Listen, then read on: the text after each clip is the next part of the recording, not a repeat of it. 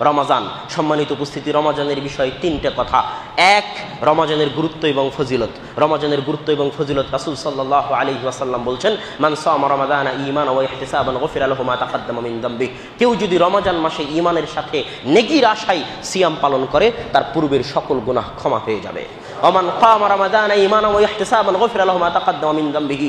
কেউ যদি রমাজান মাসে তারাবির সালাত আদায় করে, তার পূর্বের সকল গুনাহ ক্ষমা হয়ে যাবে। ওমান কামা লাইলাতুল কদরি ঈমানান ওয়া ইহতিসাবান গুফিরা লাহু মা তাকাদ্দামা মিন যামবিহি। আর যদি কেউ রমাজান মাসে লাইলাতুল কদরের রাত জাগরণ করে, তার পূর্বের সকল গুনাহ ক্ষমা হয়ে যাবে। রাসূল সাল্লাল্লাহু আলাইহি ওয়াসাল্লাম আরো বলেছেন, ইদা দাখালা রমাদান ফুতিহাত আবওয়াবুস সামা। যখন রমাজান আসে, আসমানের দরজাসমূহ খুলে দেওয়া হয়। ও ফুতিহাত আবওয়াবুল জান্নাহ, জান্নাতের দরজাসমূহ খুলে দেওয়া হয়। ও উল্লিকাত আবওয়াবুন নার, জাহান্নামের দরজাসমূহ বন্ধ করে দেওয়া হয়। ও সুলসিলাতিশ শায়াতিন, এবং শয়তানকে শৃঙ্খলাবদ্ধ করা হয়। রমাজান এমন একটি মাস, যে মাস সম্পর্কে আল্লাহ সুবহানাহু ওয়া তাআলা পবিত্র কোরআনের সূরা বাকারার মধ্যে বলেছেন, শাহরু রমাদান আল্লাযী উনজিলা ফীহিল কোরআন। রমজান এমন একটি মাস, যেই মাসে আমি পবিত্র কোরআনকে অবতীর্ণ করেছি। রমাজান এমন একটি মাস, যেই মাসে পৃথিবীর সর্বশ্রেষ্ঠ রাত, যে রাতের কথা আল্লাহ সুবহানাহু ওয়া তাআলা সূরা কদরের মধ্যে বলছেন, লাইলাতুল কদরি খায়রুম মিন আলফি শাহর। হাজার মাস ইবাদত করলে জানে কি হবে, এক রাতে ইবাদত করলে তার চেয়ে বেশি নেকি হবে। সেই রাতের নাম লাইলাতুল কদর। এই সর্বশ্রেষ্ঠ রাতটি কোন মাসে আছে? রমাজান মাসের মধ্যে আছে। ইন্না আনজালনাহু ফি লাইলাতুল কদর। আমি পবিত্র কোরআনকে লাইলাতুল কদরের রাত্রিতে অবতীর্ণ করেছি। রমাজান এমন একটি মাস, এমন একটি ইবাদত, রাসূল সাল্লাল্লাহু আলাইহি ওয়াসাল্লাম বলছেন, আস-সাওমু ওয়াল কুরআনু শাফাআন ইয়াউমাল কিয়ামাহ। সিয়াম এবং কোরআন কিয়ামতের মাঠে আল্লাহর দরবারে শাফাআত করবে।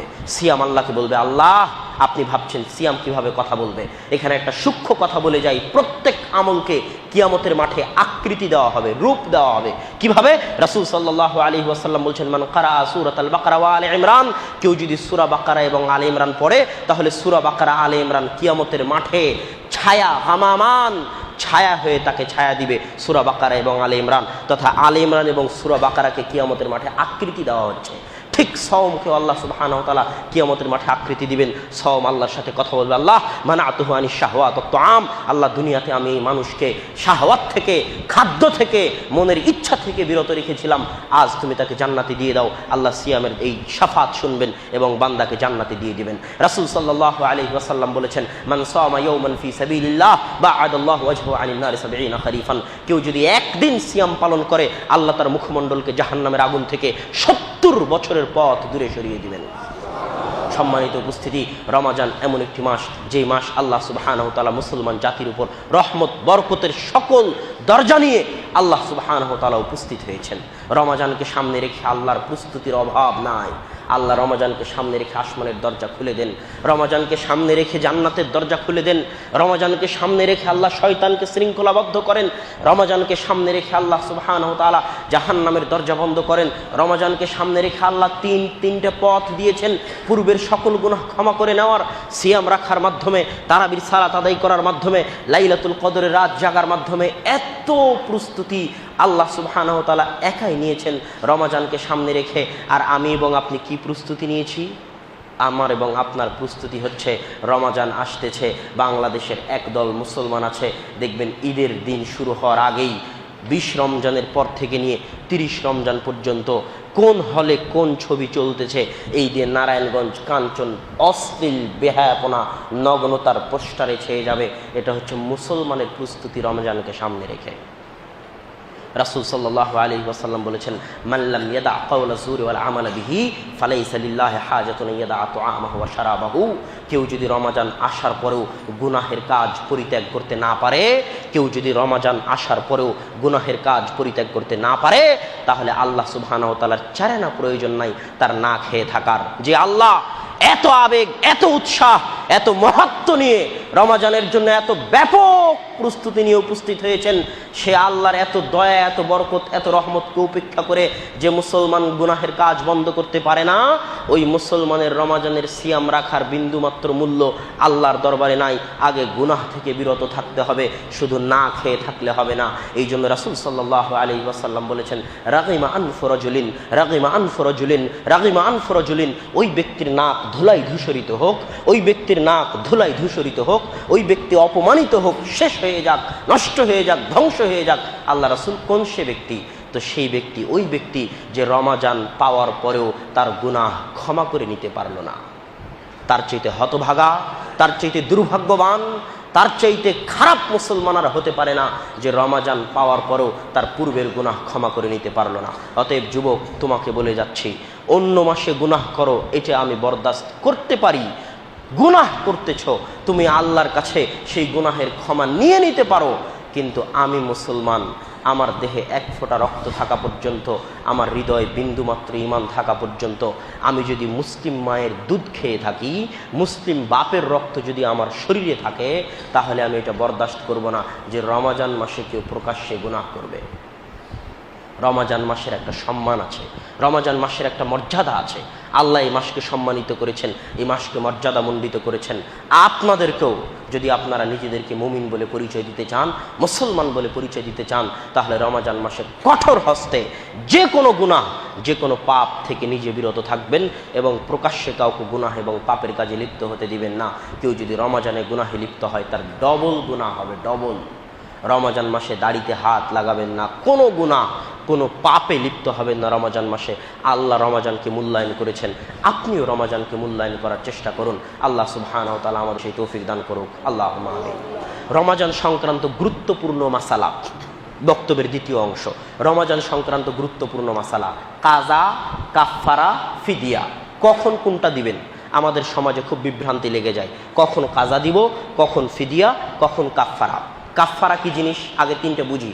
কাফফারা হচ্ছে একটা সিয়াম যদি ছুটে যায়, তাহলে সেই সিয়ামের বদৌলতে টানা 60 দিন 2 মাস, টানা 60 দিন 2 মাস সিয়াম পালন করার নাম হচ্ছে কাফফারা।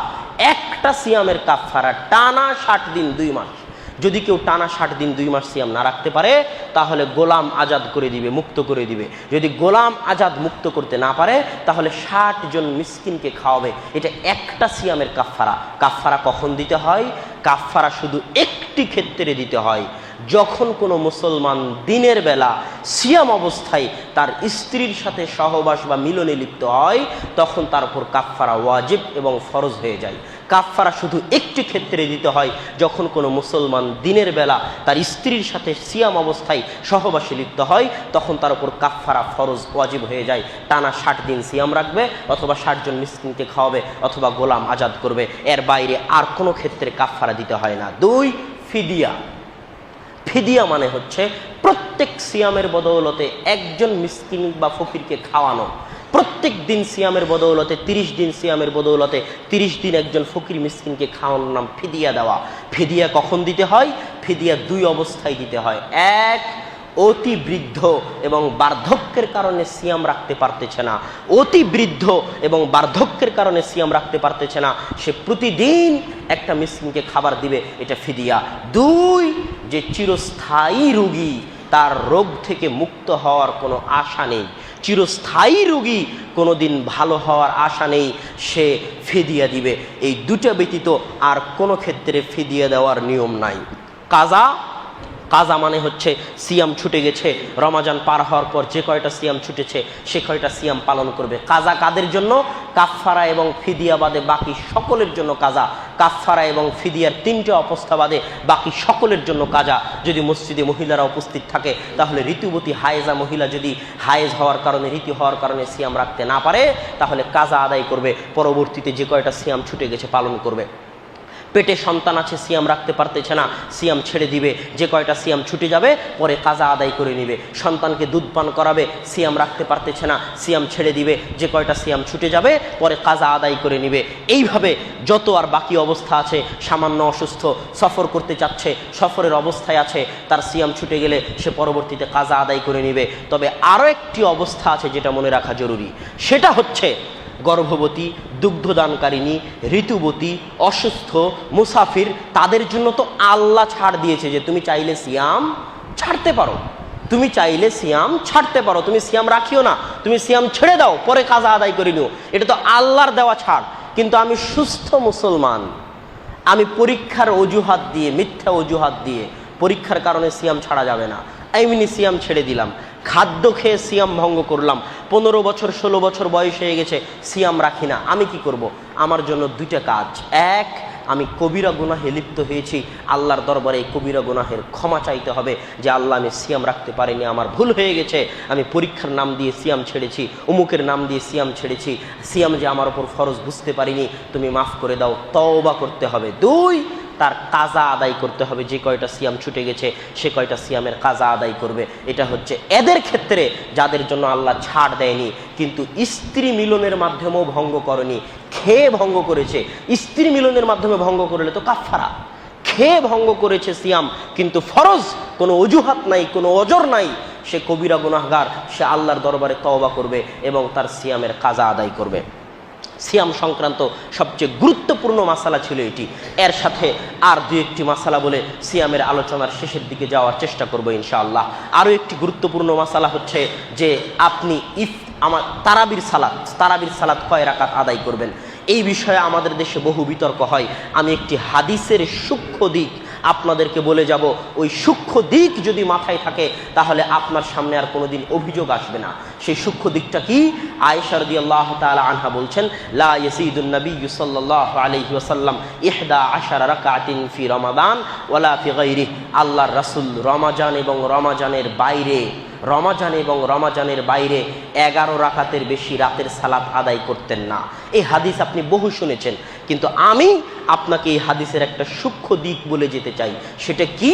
আয়েশা রাদিয়াল্লাহু তাআলা আনহা চাইলে এটা বলতে পারতেন যে আল্লাহর রাসূল 11 রাকাতের কম আদায় করতেন না।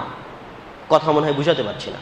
আয়েশা রাদিয়াল্লাহু তাআলা আনহা চাইলে বলতে পারতেন যে আল্লাহর রাসূল 11 রাকাতের কম আদায় করতেন না, সর্বনিম্ন 11 রাকাত আদায় করতেন, আর বেশি যত ইচ্ছা আদায় করতেন। আয়েশা রাদিয়াল্লাহু তাআলা আনহা চাইলে এটাও বলতে পারতেন যে আল্লাহ রাসূল 11 রাকাত আদায় করতেন। এই 2টা বাক্য বলতে পারতেন, কিন্তু এই 2টা বাক্য তিনি না বলে তিনি কি বলছেন? লা ইয়াজিদু, আল্লাহর রাসূল 11 রাকাতের বেশি আদায় করতেন না। এই বাক্যের এই সূক্ষ্ম দিকটার প্রতি যদি কেউ মনোযোগ দেয় আর তার অন্তরে ঈমান থাকে, তাহলে তার সামনে আর কোনো কিছু বাঁধবে না। ফিরে আসতে 11 রাকাতের দিকে আয়েশা রাদিয়াল্লাহু তাআলা আনহা চাইলে বলতে পারতেন আল্লাহ রাসূল 11 রাকাতের কম আদায় করতেন না। তিনি চাইলে বলতে পারতেন আল্লাহ রাসূল 11 রাকাত আদায় করতেন। তার বলার কি দরকার যে আল্লাহ রাসূল 11 রাকাতের বেশি আদায় করতেন না? এই বাক্যটা অতিরিক্ত করার কি দরকার ছিল? এটাই প্রমাণ করে যে এটাই সুন্নাত। আমাদেরকে সর্বোচ্চ সবচেয়ে বেশি 11 রাকাত তারাবির সালাত আদায় করতে হবে। আল্লাহ সুবহানাহু ওয়া তাআলা আমাদেরকে সুন্নাতের দিকে ফিরে আসার তৌফিক দান করুক। আল্লাহুম্মা।